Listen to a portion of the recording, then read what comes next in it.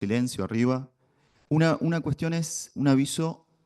La semana que viene no hay teórico, lo que hay es una clase de consulta para el parcial que es a la semana siguiente, ¿no? Saben que el 8 eh, ahora de mayo tienen el primer parcial que va hasta esta clase, ¿no? Este, la idea es que preparen, que piensen un poco consultas o dudas que puedan tener y los que quieran las traigan a esa clase del viernes próximo y ahí la tendríamos. ¿Sí? El parcial es a la 1 en FADU. Creo que en FADU, pero va a estar en la página de salones. ¿Vieron la página de salones? Ahí pueden ver dónde está el parcial y en qué salones. Nosotros una vez que tengamos los salones, vamos a publicar en EVA la distribución de los grupos y todo eso. Pasa que todavía no lo tenemos, ¿ah? De cualquier manera, ustedes los van a tener ahí los salones y están distribuidos. Por favor, de nada. Bueno, vamos a comenzar.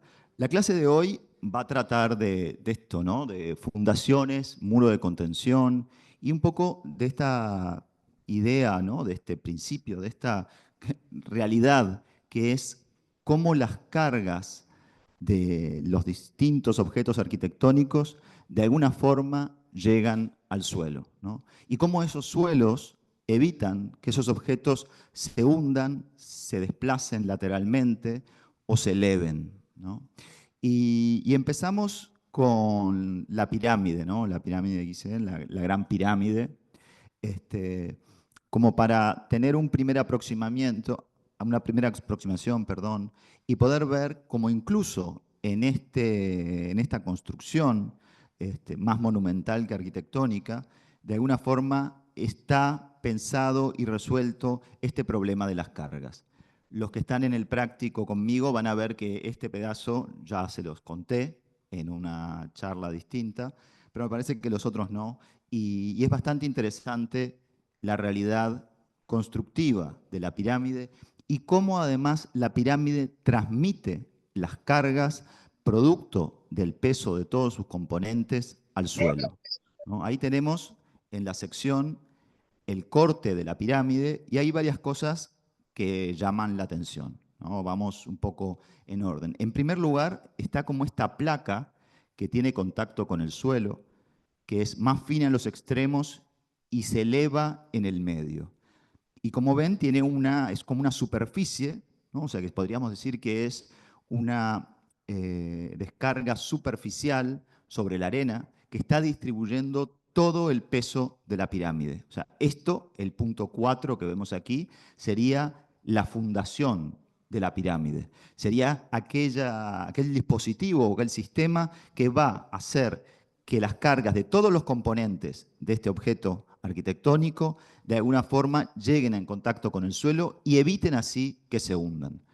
La pirámide, evidentemente, tiene una descarga que es superficial, ¿no? No hay ningún apoyo puntual, no hay una línea, es la superficie cuadrada de la base de la pirámide lo que estaría transmitiendo la descarga en el suelo. Y es la extensión de esa superficie la que hace que todo el peso de las piedras y las losas que componen la pirámide no se hundan en el terreno. O sea que ya sabemos claramente la función de esta pieza que es la que de alguna manera va a estar dominando todo lo que vamos a hablar hoy. Lo otro que vemos acá en este costado es el bulbo de presiones, es cómo se van desplazando las cargas, efecto de la compresión, ¿no? De arriba hacia abajo y van aumentando hasta llegar a esta superficie de cimentación. Como ven, el bulbo de presiones se expande en los costados. Habíamos dicho que una pieza sometida a compresión tendía al abarrilamiento, ¿no? Se ensanchaba y podía abrirse, desprenderse a los costados porque las partículas ya no encontraban dónde podían estar. Este bulbo de presiones es la razón por la que, si nos fijamos en esto, que es la posición de las piezas, de las piedras que van formando una a una la pirámide, entendemos que están inclinadas, ¿no? Si el peso comprime la pirámide y la va achatando y empieza a deformarse, abriéndose hacia afuera, si esto no hubiese estado inclinado hacia adentro, las losas se pudieron haber deslizado y salido de la pirámide. por el propio peso de todo lo que van cargando una sobre otra y así, ¿no? O sea, es evidente que las losas de abajo soportan su propio peso y todo un sector de lo que descarga sobre ellas que viene encima. Entonces, esta inclinación no es trivial, es precisamente una manera de contrarrestar ese efecto de la compresión de todo el conjunto de piezas que forman la pirámide. Después ven que en el centro, en la parte más elevada del sistema de fundaciones, que es el punto 4, vemos una especie de torre, una torre que está construida con material muy duro, muy resistente y que está soportando las presiones de estas piedras que simplemente por esa inclinación tienden a comprimirlo. Al final, el 3 son las piedras pulidas que van a definir toda esa apariencia perfecta del objeto pirámide, y el 10 es el piramidón, la piedra piramidal que cierra la pirámide y un poco ancla al sistema, ¿no? Es el peso de esa propia piedra, es la que va a trabar y evitar que se desplacen todas las otras piezas que cierran la superficie. O sea, es interesante este dibujo porque uno ve la pirámide y ve una cosa, ¿no? Una cosa unitaria, única, y si la vemos un poco en sección y prestamos un poco más de atención y vemos este trabajo que alguien hizo, nos damos cuenta que en realidad es un sistema, como todos los que hemos estado visto, que tiene una cantidad de componentes y que hay un componente, que es el que nos va a ocupar ahora el resto de la clase, este número 4, el que encargado de transmitir todas las acciones que se producen en el edificio en el terreno, en el suelo, y evitar, en este caso, que se hunda. La pirámide tiene un sistema de descarga que es, podemos decir, superficial, ¿no? Es toda la superficie de la base la que transmite las cargas al suelo. Además digamos, sistemas de descarga superficial, hay descargas puntuales y descargas lineales. Estos son dos dibujos de Le Corbusier, que no hablan de descarga puntual y descarga lineal, o no lo hacen directamente. Lo que hace Le Corbusier aquí es muestra la arquitectura tradicional, la arquitectura, digamos, que existió, digamos, hasta el siglo XIX, la arquitectura muraria realizada en base a muros, en base a orificios, a puertas, vanos, y la arquitectura, de alguna forma, de la modernidad, la arquitectura con descargas puntuales. La estructura, en uno y otro caso, determinan en gran medida cómo son estos edificios, ¿no? Un poco aquí ya uno puede empezar a imaginarse lo que ocurre. Aquí es el pilar el que va a descargar en el suelo el peso de todos los componentes y todas las acciones que a través de él llegan a la cimentación. Y aquí es el muro y su tensión lineal, ¿no? Son líneas que van articulándose y conectándose unas con otras. Vamos a ver ahora un poco con ejemplos esto. Claramente, la Farnsworth, que ya la estudiaron, es un sistema, tiene un sistema de descarga puntuales, ¿no? Los pilares que habíamos visto en la casa, los 4 por lados y los 3 por lado de la plataforma, cada una de ellas está descargando todas las cargas que vienen de encima directamente sobre las cimentaciones. Y eso permite un tipo de arquitectura muy particular, un tipo de arquitectura que es abierto, que permite grandes vanos, o sea, unas distancias entre, digamos, los apoyos que son importantes, que genera esta sensación, o tiene la posibilidad de generar esta sensación de transparencia, porque podrían haberse puesto elementos opacos que se rasgan.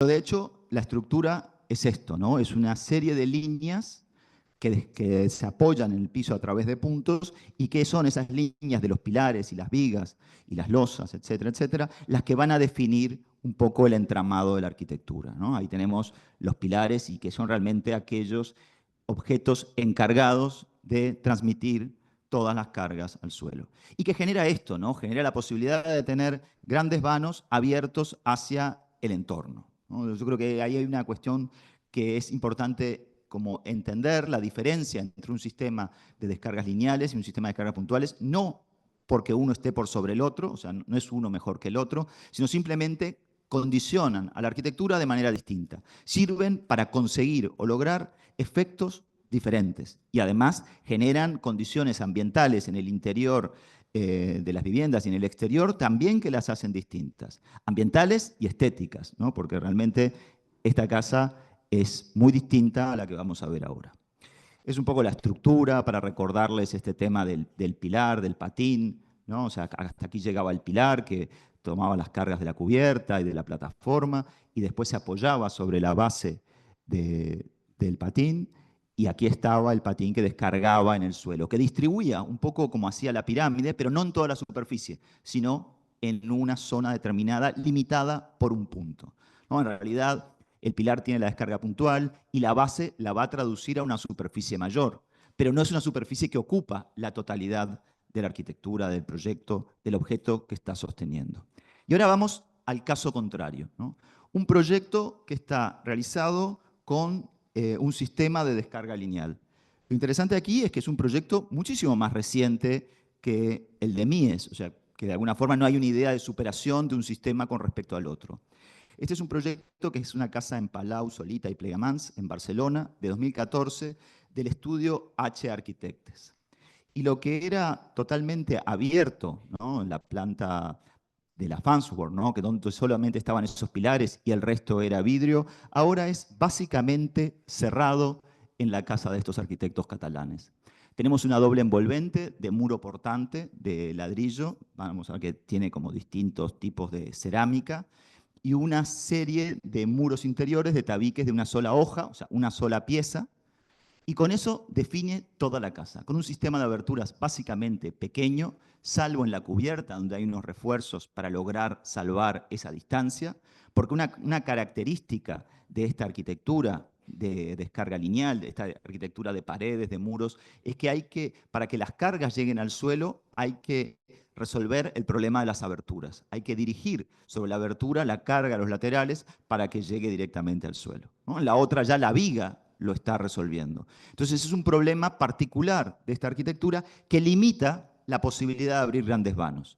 Por eso es ese contraste tan grande. Por eso es interesante pensar qué pasaría si con este sistema de descarga lineal se hubiese pensado esta casa, ¿no? Evidentemente sería otra, pero es un ejercicio interesante de hacer. Agarrar la planta y probar a convertirla en una casa de muros y de descarga lineal, lo mismo que esta otra, y hacer ahora con ella una casa definida en base a descargas puntuales, un sistema de vigas y pilares. Y esto es lo que le da la fachada, ¿no? Es realmente un contraste con la anterior. Es un muro continuo de piezas cerámicas de ladrillo con esas aberturas de tensión vertical, porque es mucho más fácil abrir en vertical que en horizontal, porque si abro en vertical gano luz con la altura de la ventana, pero no tengo el problema de salvar la distancia del vano porque lo reduzco. Entonces es más fácil salvar el ancho de la ventana.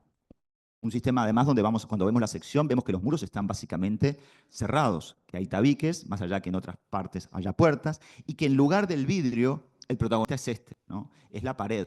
Es la pared, es el aparejo, es el contacto directo, de alguna forma, con el suelo y con el sistema de fundación sobre el cual va a descargar, ¿no? Esto es un poco la imagen. Y una propiedad que tiene es la posibilidad de tener una gran inercia térmica, ¿no? O sea, tiene masa, el ladrillo tiene masa, eso permite como controlar mejor las pérdidas y ganancias térmicas y utilizarlas a favor de la arquitectura. Es una casa, está realizada con un presupuesto muy escueto, pero que consigue, por ejemplo, en verano no utilizar sistemas de aire acondicionado a través un poco de esa construcción basada en el muro portante, etcétera, etcétera. Y este es el interior. Un interior valioso, como el que vimos antes, pero claramente diferente, ¿no? Un interior que marca en recortes pequeños sectores del paisaje circundante y que de alguna manera está muchísimo más volcado al interior.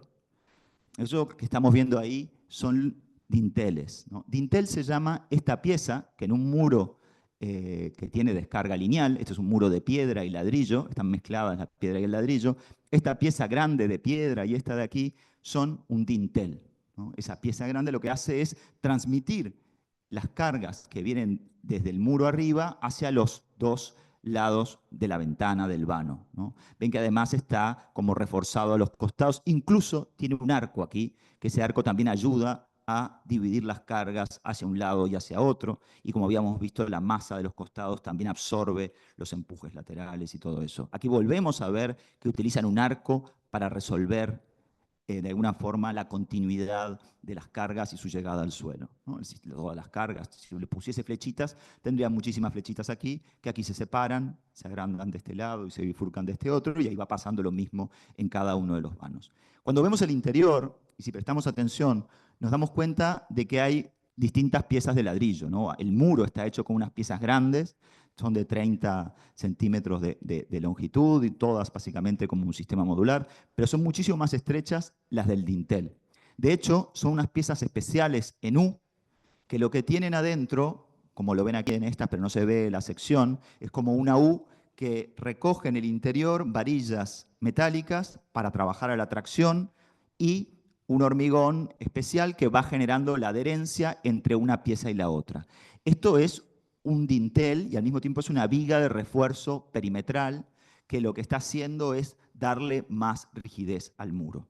Los arquitectos deciden, en vez de poner una pieza metálica o poner una pieza de otro material que se pueda identificar, poner el mismo material cerámico como a la vista, pero con unas proporciones distintas para lograr la rigidez necesaria y la posibilidad de que las cargas que inciden sobre esta pieza se desplacen a los lados y lleguen finalmente al suelo. Y este es el sistema de fundación, ¿no? El sistema de fundación es casi que la traducción de los espacios interiores. Todo este sistema de vigas va a generar estos vacíos y va a apoyarse sobre unos dados corridos de fundación, sobre las líneas esas de bloque. Ven que además podemos incluso leer en la fundación si el muro es doble, que es todo el muro perimetral, el muro que cierra la casa, si el muro es simple, que son los muros que dividen los espacios interiores. O sea que la cimentación de alguna forma está traduciendo la organización de esta vivienda. En esta casa, una cosa que hacían, no sé si les habilité el dibujo o no, es llenaron, una vez que terminaron la cimentación, cada uno de estos orificios de grava, de pedregullo.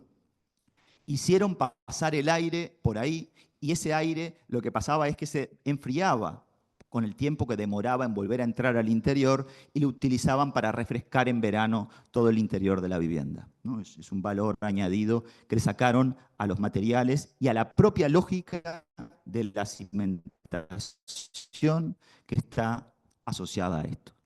Ahora vamos a ver un caso de otro sistema que se vincula claramente en la relación entre la arquitectura, el suelo, el terreno, como en ese contacto que estamos viendo que en realidad no es indiferente a lo que pase con los objetos arquitectónicos. Esta es la casa de Charles y Rain Ames, ¿no? Una pareja de arquitectos y diseñadores que construyen su casa estudio. La parte de adelante es la casa, parte de aquí es el estudio, y en ella es particularmente importante la idea, el concepto y el sistema de muro de contención, ¿no? Si nosotros vemos la casa, vemos que es una casa de una trama lineal, probablemente podemos intuir que es de descargas puntuales por todas las líneas verticales que van llegando al suelo, pero vemos atrás que el terreno está en pendiente y que aquí hay un muro que de alguna forma lo corta. Este es el terreno donde se instaló la casa de los Ames, ¿no? Un terreno con una pendiente muy pronunciada, unos árboles fantásticos y que había que realmente buscar la forma de encajar la casa entre la pendiente, ¿no? Eso era lo que querían hacer ellos. Y lo primero que hicieron fue esto, un muro. Un muro que lo que tiene, lo podemos ver acá, es la pared que contiene las tierras y la base que evita que el muro vuelque. O sea, esa base es la que está resistiendo el empuje de las tierras que tienden a volcar el muro.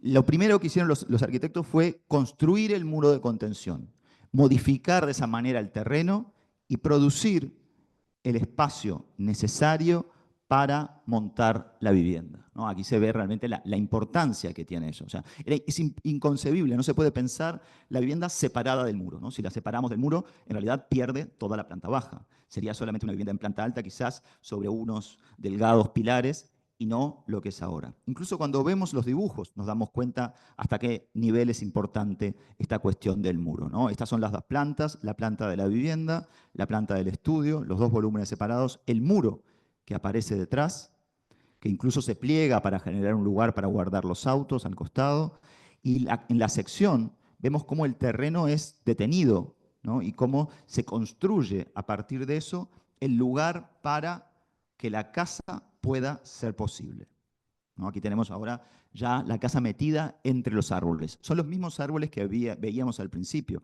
Prácticamente no hubo una intrusión destructiva, sino que simplemente el muro permitió hacer un pequeño hueco en el cual disponer la casa. Permitió de alguna forma también poder relacionarse con el terreno de una manera muchísimo más directa, ¿no? En vez de separarse, esto lo contiene, pero al mismo tiempo genera aquí este paseo que permite llegar, limpiar, acceder a la casa desde arriba y que permite de alguna forma, esta quería mostrar antes, mantener esta superficie horizontal como un accidente en el medio de la pendiente. Si nosotros vemos acá la línea esta, que es la línea como viene el terreno, vemos que realmente corta en diagonal completamente la visual del horizonte de la casa, ¿no? O sea, es increíble lo que logran hacer aquí con un muro de contención. Ahí tienen dos ejemplos de muro de contención, y ahí abajo hay una lista de varios, y hay otros más, ¿no? El primero es un muro de contención sin tacón. Vemos la flecha esta que está mostrando la dirección de los esfuerzos, y que realmente se parece mucho a una ménsula esto, ¿no? O sea, está teniendo unos esfuerzos que en la punta quizás no son mínimos, y en la base son máximos porque va acompañándose todo el peso. Los muros de contención sin talón tratan de evitar el vuelco a través de esta parte que le ponen aquí puntera, ¿no? Y que eso aguante y no gire. Pero si la fuerza, la acción sobre la pieza es demasiado grande, tienden a rotar. Por eso, en muchos casos, se incluye un talón, ¿no? O sea, un talón que lo que hace es estar cubierto de tierra y hacer que la tierra que está por encima ejerza una presión, un peso, una acción sobre el talón que evita el vuelco, ¿no? ¿Se entiende, no? O sea, esto está cargado por el peso del terreno. Para construirlo muchas veces hay que desmontar, rellenar, comprimir nuevamente, etcétera. Pero esto lo que evita es el giro y el vuelco del muro. Pero hay otros sistemas, ¿no? Aquí tenemos el hincado, que quiere decir que el muro está clavado en el terreno, está enterrado, y que de esa forma, cuando las acciones de este lado lo tienden a hacer girar, el terreno de este lado, si es suficiente la resistencia de la pieza, evita que la pieza gire. Aquí lo habíamos visto el talón que explicamos, por gravedad, que en realidad la base está invertida y es todo el peso que se le añade del lado del talud, del lado donde está la pendiente, el que evita el giro, y el anclaje, ¿no? Hay una varilla o algún elemento que lo ancla directamente a la tierra y evita entonces ese vuelco. Esto es una cuestión típica en zonas sísmicas y también en infraestructura de carreteras, de montaña y todo eso. Pueden ver todas las piezas de unión que salen de los anclajes. Bueno, y es este sistema que está aquí el que permite esto, ¿no? O sea, miren como la gran ventana que sería imposible sin ese lugar que le hizo simplemente colocar un muro de contención y abrir el espacio para la vida que era esa casa. Otro proyecto donde también se utiliza el muro de contención de una manera bastante creativa es este proyecto de Smilian Radic para el Museo de Arte Precolombino en Santiago de Chile de 2014, ¿no? Es un edificio existente, clásico, que lo retoma el arquitecto y en un concurso presenta una solución por la cual se decanta el jurado. En vez de alterar el edificio existente, en vez de cambiarlo, lo que propone Radic es construir el museo en el edificio existente, pero toda la ampliación que se requería de salas expositivas debajo, ¿no?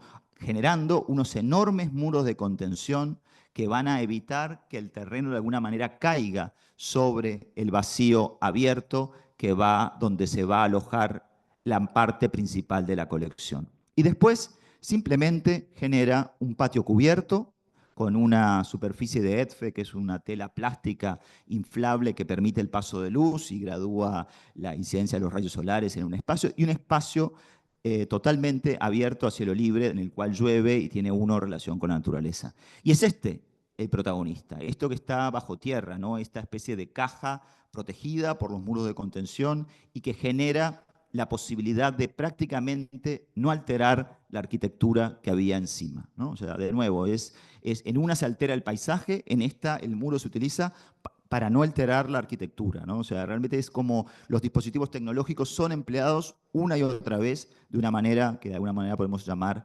creativa.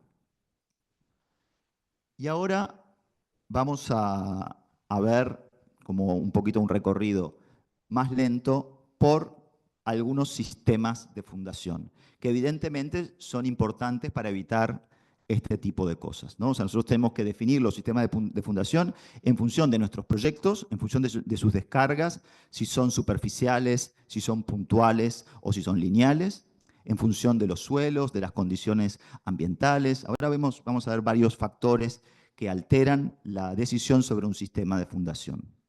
¿Qué puede haber pasado aquí? No sé si alguno. ¿Por qué está torcida? Van arriba y después no pueden decir. Pueden gritar si quieren, ¿no? ¿Abajo alguien? ¿Sí? Puede ser. Pero, ¿qué nos llama la atención? Es bastante evidente. ¿Qué llama la atención? Está torcida. Entonces, ese sistema de fundación que vos decís que no funcionaba bien, ¿qué le pasó?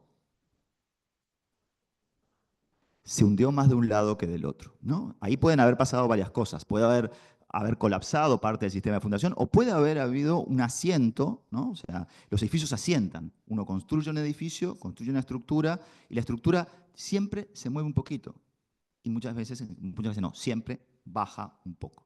Y depende de las condiciones del terreno, depende del corte geológico de ese suelo, depende del tipo de suelo, de la composición, depende de cuestiones biológicas, de la presencia de agua, depende de una cantidad de factores, la estabilidad del suelo y el buen funcionamiento de la fundación. Si esa fundación, por ejemplo, tuvo una fractura y se desprendió un pedazo, podría haber provocado el hundimiento de un lado, porque ya perdemos la superficie que estaba distribuyendo el peso de la torre, y imagínense que queda el anillo en vez de una placa que gira y que distribuye esto. Bueno, y ahí aumenta la fuerza de corte y provoca el giro. O puede haber colapsado simplemente el terreno porque era más blando de un lado que del otro, porque eso ocurre, ¿no? Podemos tener una roca de un lado próxima a la fundación y tener una zona blanda con la zona rocosa muchísimo más abajo. Y eso puede generar un asentamiento diferencial, que se llama, donde parte del edificio se hunde y provoca este desplazamiento, ¿no? Este desplazamiento que lo hace tan reconocible, pero que de alguna manera pone en riesgo a la torre, que no fue pensada originalmente para estar en esta posición. Esto creo que varios la vieron, ¿no? La casa de Le Corbusier. Yo también se las mostré a las víctimas que tengo los martes, así que les repito un par de cosas acá. La casa esta, en las fotos de época, era así, ¿no? Era una casa revocada, totalmente lisa, pintada de blanco, con el hermoso muro que enmarcaba el paisaje y esa ventana horizontal para ver el lago fantástico donde Le Corbusier había construido esta especie de refugio para su madre frente al lago Le Mans. Le Corbusier, entre varios de los dibujos que hace ¿no? Donde muestra la altura del nivel freático en verano y en invierno, el mínimo y el máximo. El nivel freático, ¿saben lo que es? Es la altura del agua superficial que puede variar de acuerdo a las lluvias, de acuerdo a cuestiones estacionales, de acuerdo a si cambia el medio que lo rodea, en una cantidad de cosas.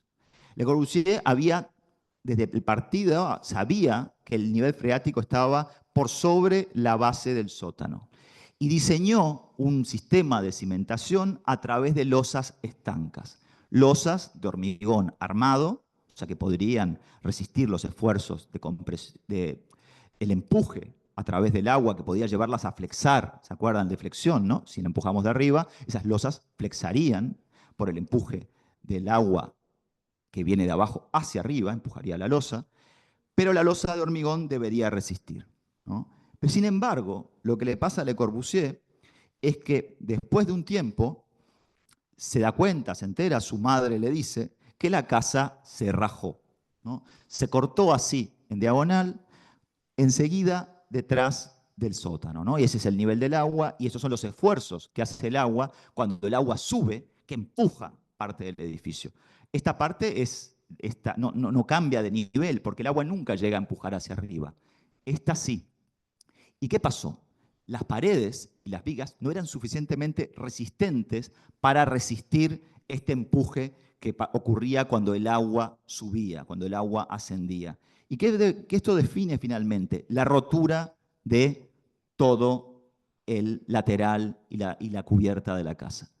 La cubierta se arreglaba poniendo una superficie flexible de impermeabilización que permitiese absorber esos movimientos, pero la fachada, de un lado y de otro, iba de alguna forma a ser un desafío para Le Corbusier, que tenía que resolver el problema de este corte. Repararlo finalmente era imposible, no tenía una manera real de repararlo, y esta fractura en la estructura no ponía en riesgo la seguridad de su madre ni de nadie. O sea, la estructura no iba a colapsar, simplemente la casa se movía. Como dice ahí, la casa flotaba, ¿no? Es una chalana, es como es un barco. Cuando variaba el nivel freático, un sector de la vivienda se elevaba y se abría esa fisura. Lo que hace Le Corbusier finalmente es esto, ¿no? Forra toda la fachada con una superficie de aluminio horizontal, que vemos ahí del lado de la fachada del río, ¿no? Y es interesante, porque de nuevo, habíamos visto que en algunos casos el mal diseño de la fundación o problemas con la detección de problemáticas en el suelo pueden hacer que un edificio se tuerza.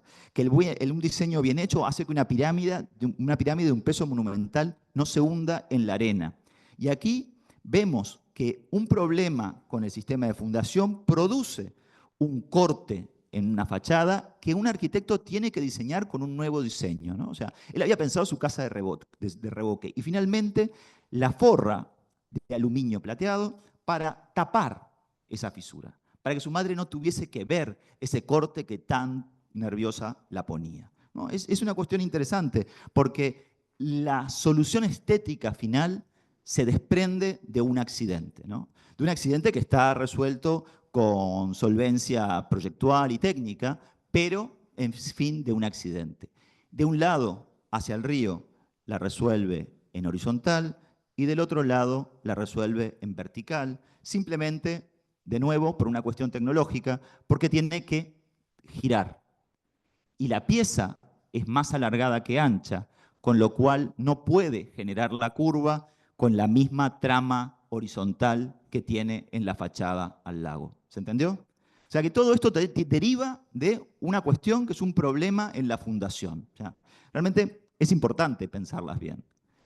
Y el tipo de descarga, la cota de fundación nos van a permitir elegir el sistema que vamos a usar. Esto es un corte de un terreno, ¿no? Un corte de un terreno siempre hay distintas capas. Y cada una de esas capas a veces tienen un orden parejo como en este, a veces es más accidentado, a veces hay fisuras, hay grietas, a veces hay incluso oquedades, hay huecos muy grandes. A mí me pasó en un proyecto que hicimos hace tiempo, que era un colegio. Hicimos un colegio que era todo prefabricado de hormigón y que tenía un sistema de descarga puntual, ¿no? Prefabricado, vamos a ver, con bases prefabricadas, etc. Todo parecía estar bien hasta que se empezaron a hacer las fundaciones. Cuando se abrieron los huecos para poner las fundaciones en el suelo, resulta que ese terreno era de piedra travertina. ¿Vieron el travertino que usaba Mies? Que contamos, que tenía grietas. Pero las grietas de esa piedra, justamente en esa parte, no eran tan chiquitas, eran unas grietas enormes. Lo primero que se hizo fue traer camiones de hormigón para rellenar, ¿no? Era una escuela que había que sacar en un tiempo rápido, la empresa constructora decidió jugarse por esa solución y empezó a tirar hormigón. Al quinto, sexto camión decidieron agarrar y cambiar de solución, hicieron un estudio físico del terreno y encontraron unas cavernas de travertino que eran tan grandes que no permitían realizar esos apoyos puntuales, a pesar de que el edificio tenía pilares y vigas y no tenía muros, ¿no? Que ya vimos que los muros, podemos imaginarnos que el apoyo va a ser lineal. Entonces lo que hubo que hacer es convertir esas bases en puentes para salvar los huecos que estaban en el terreno. Gastar un 20% más de lo que estaba en presupuesto solamente para algo que queda completamente debajo del suelo, ¿no? Entonces realmente es complejo el tema de cómo nos enfrentamos con este relacionamiento con el suelo. Perdón, antes de pasar quería Acá hay una cuestión que es la tensión admisible, ¿no? Que es cada tipo de suelo cuánto resiste.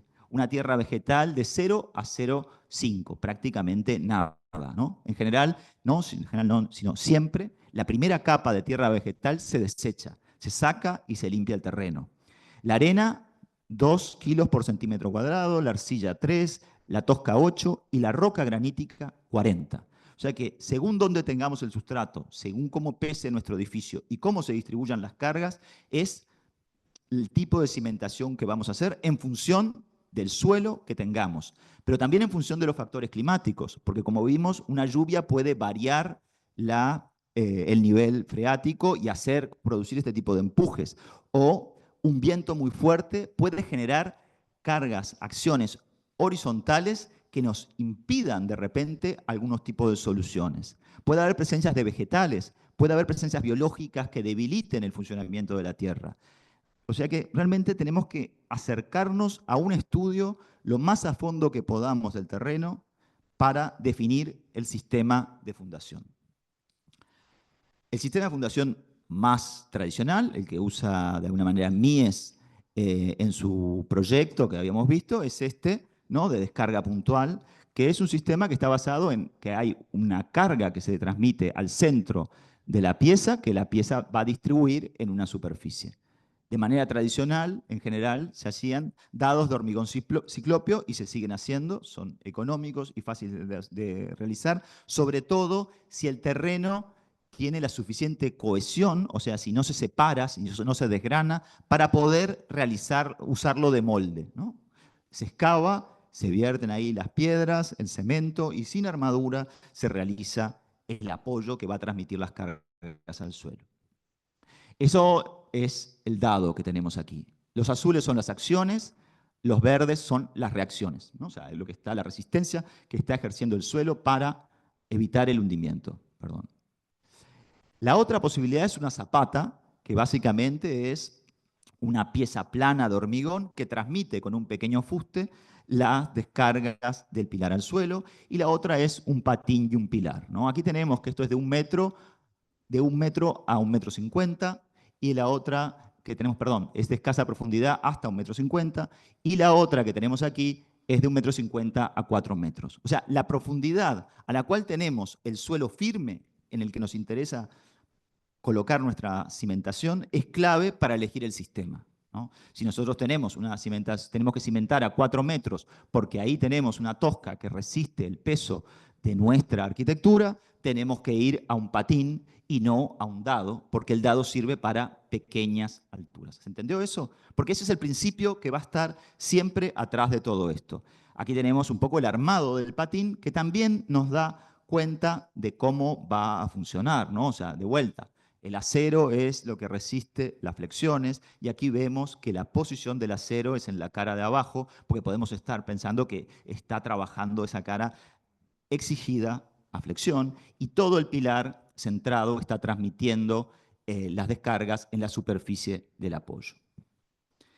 Muchas veces las estructuras, y lo comentábamos hoy, están sometidas a otro tipo de esfuerzos que no son verticales, que son horizontales, y a veces también a estas cuestiones de asentamientos diferenciales y muchos otros factores que obligan a construir una red de vigas de fundación o vigas de arriostramiento, que lo que hacen es unir las distintas bases de cimentación, sean patines o sean zapatas, permitiendo un funcionamiento más homogéneo, ¿no? Cuando hacemos una fundación, no nos interesa, como le pasaba a la torre inclinada de Pisa, que se nos baje más un pedazo, que se nos hunda más un sector que otro.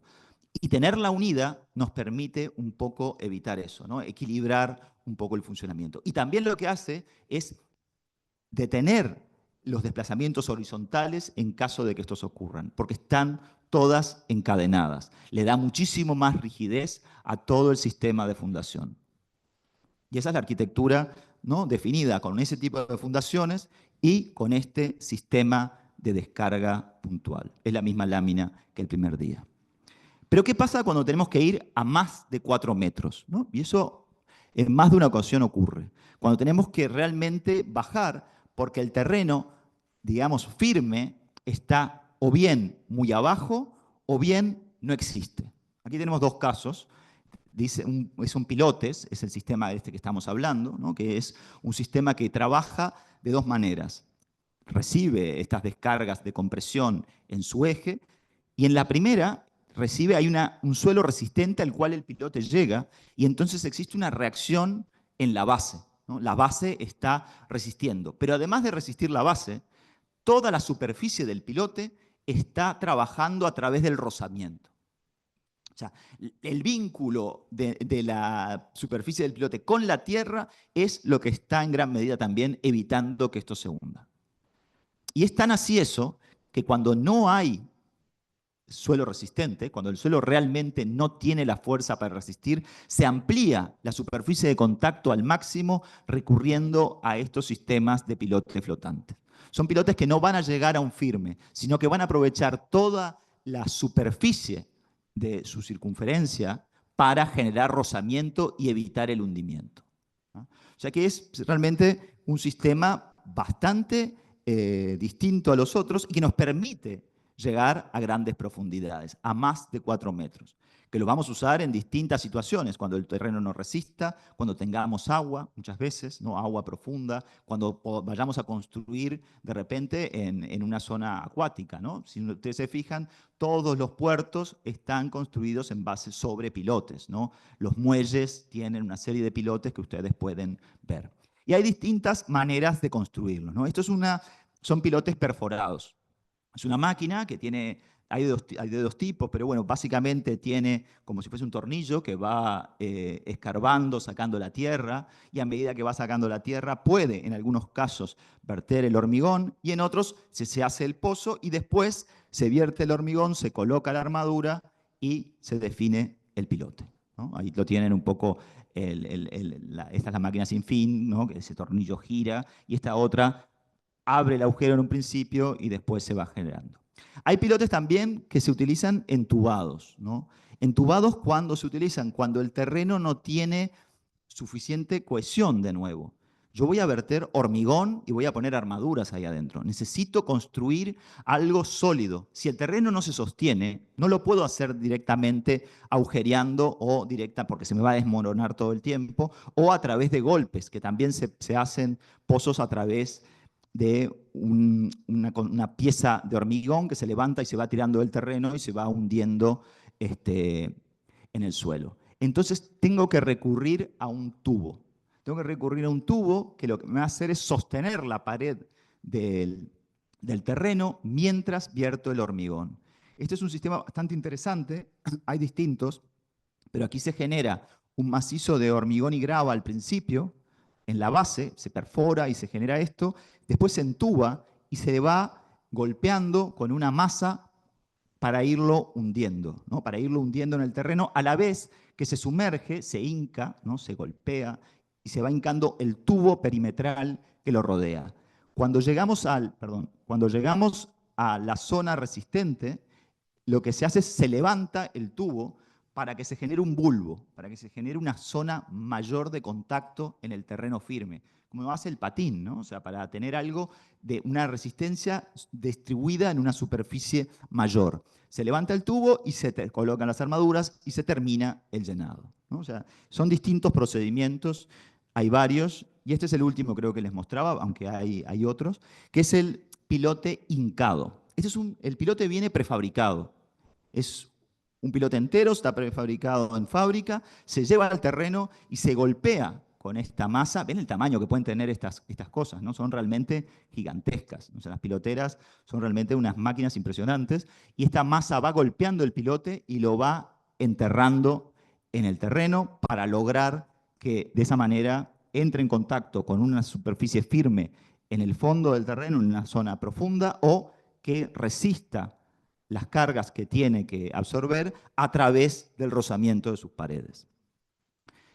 Pero el pilar tiene que llegar de alguna manera y establecer contacto con el pilote, ¿no? O sea, el pilote no se estira y se convierte en el pilar de una estructura. Y por eso existen estas cosas, ¿no? Esto no es un patín, esto es un cabezal. Abajo de esta pieza, como aquí, hay 4 pilotes, uno en cada esquina. El cabezal lo que hace es distribuye las cargas de una estructura de descarga lineal puntual en varios puntos. Un solo pilote tendría que tener un diámetro muy grande y tendría que ser una estructura especial. En vez de hacer eso, se colocan 3, 4, 5, 6, etc. Y lo que se hace es, se asegura que el centro de gravedad esté entre todas las piezas, ¿no? Que el pilar esté en el centro de gravedad de las piezas que distribuyen esos pilotes. Y ahí tenemos eso que es el cabezal, ¿no? La pieza a partir de la cual están los pilotes. Ven aquí que todo esto que hay acá, todos estos especies de enanitos que hay por aquí, son todos pilotes. La cabeza del pilote quedó, la armadura cubierta por hormigón cuando se levantó el tubo. ¿Se acuerdan que les conté hace unos minutos acerca del tubo y cómo se llenaba? Por eso después que se llena y que esto fragua, hay que descabezar, y antes de que se endurezca completamente, hay que descabezar el pilote, ¿no? Que es sacarle la parte esa de hormigón para que queden las varillas, para que toda esta pieza funcione, el pilote, junto con el cabezal, que al mismo tiempo está vinculado al pilar. Piensen que es muy importante que toda la estructura esté vinculada, porque si no estarían sueltas las piezas y no estarían trabajando juntas. Y acá tenemos un dibujito de eso, de un pilar sobre un cabezal triangular con 3 pilotes y una serie de vigas de cimentación. Y hasta ahí, más o menos, las descargas puntuales. Estas son las descargas lineales, las que habíamos visto un poco en aquella casa de las paredes esas rectangulares, como en cruz, que habíamos visto hace unos segundos. Pueden ser, aquí está hecha de hormigón ciclopio, ¿no? Es un hormigón ciclopio que hace una fundación como si fuese un dado corrido y a partir de ahí resuelve totalmente la cimentación de un muro. Es una práctica no tan corriente actualmente, pero aquí la tenemos. También pueden ser directamente efectuadas en el suelo, si el suelo tiene cohesión, o sea, uno puede cortar el terreno y ahí realiza la zapata corrida o el patín corrido. Y también pueden hacerse a través de encofrados. Esto es un poco la lógica de que van a tener esas zapatas corridas en una construcción que va a tener muros de carga. La zapata corrida también puede, en vez de utilizarse una zapata corrida con un contacto directamente sobre el suelo, una viga de fundación donde iría el muro que está vinculada a patines o a pilotes, ¿no? O sea, yo podría, en el caso que no me lo permita el terreno, por ejemplo, en el colegio que yo contaba, si en vez de ser con pilares hubiese sido con muro corrido, igual hubiésemos tenido que hacer un puente, que más o menos es el equivalente a esto. Esto está trabajando de alguna manera como un puente para el muro que tiene encima. Y es esto lo que da, ¿no? Ahí tienen las vigas de fundación, que son corridas, sobre las cuales se construye, en este caso, primero la pared interior de muro portante, después esa pared, eso amarillo que ven es el aislante térmico, se cubre completamente, se aísla totalmente y se cierra finalmente, en este caso, con un ladrillo cerámico que es en realidad para dejar a la vista, pero en vez de dejarlo a la vista, lo pone en el sentido perpendicular para lograr que esa cámara esté ventilada, ¿no? Y entonces está más seca, drene mejor, ¿no? Logran eso simplemente con girar la pieza. De nuevo son los mismos arquitectos que veíamos ahora, hace un rato en otra de sus obras. Y esa es un poco la imagen que les da. La imagen no es muy exultante o espectacular, eso no hay duda, pero no se puede negar que es una buena pieza de arquitectura. Además, volvemos ahora a una solución superficial, pero en terrenos de baja resistencia, con superficies distribuidas, digamos, de manera homogénea, como puede ser el caso de una piscina, ¿no? La piscina tiene una superficie un poco como la pirámide, ¿no? Que se distribuye en una superficie general, para lo cual se utiliza una platea, que es una losa en contacto directo con el suelo, para escasa profundidad. Y podría haber en algunos casos también losas de cimentación, ya muchísimo más resistentes, incluso losas de subpresión, que son unas losas especiales que se colocan en terrenos inundables o cuando los niveles freáticos son muy altos para evitar que se eleven. Pero esas no se las mostramos porque son un poco más complejas. Y aquí lo que tenemos es el caso inverso, ¿no? Hasta ahora lo que habíamos visto era que las acciones iban hacia la Tierra. Pero ahora tenemos que lograr lo contrario, ¿no? Aquí es la torre de Collserola de Norman Foster de 1992. Y la torre tiene esto. ¿Y cómo les parece? ¿Para qué son esos tensores? Para que no se mueva horizontalmente, para cuando el viento, que esto seguro que está expuesto al viento, la empuje hacia un lado, el tensor de alguna manera la retenga en su lugar. Y cuando la empuje hacia el otro, otro haga ese idéntico trabajo. O sea, que la reacción no es evitar que se hunda, sino es evitar que salga hacia arriba, ¿no? Es una cosa que es al revés que todas las que estuvimos viendo. Es algo que quizás hubiese podido resolver el problema de Le Corbusier, ¿no? No utilizar cables, pero lograr algún mecanismo que lo mantuviera la estructura en su lugar. Y es este el anclaje, ¿no? Esto es casi que está a tamaño real, si no está un poco más chico. Creo que está a tamaño real, más o menos ahí en la pantalla. Ese es el anclaje. Esa es la pieza, una de las piezas esas, que unen esas barras con el cuerpo de la torre y que evitan que se mueva, se bambolee y que de alguna manera pierda el equilibrio. La construcción de esto fue realmente fantástica porque toda la torre fue montada abajo, ¿no? Y fueron izándose como si fuera un ascensor, poco a poco, todos los niveles. Es una torre de telecomunicaciones y tiene arriba una serie de miradores, un mirador básicamente que es este, y todo el resto son antenas, etcétera, etcétera. Y con eso terminamos la clase de hoy, que es un poquito más corta, y se pueden retirar. Acuérdense eso de que la clase que viene es de consultas. Sirve poco venir a ver si alguien pregunta algo con sentido. Está mejor pensar ustedes las dudas, si hay alguna, y así las pueden plantear. Sí, es el viernes. Sí, igual fíjense en el cronograma, porque a ver si yo no, si el jueves qué hay. ¿Tá? Bueno, gracias.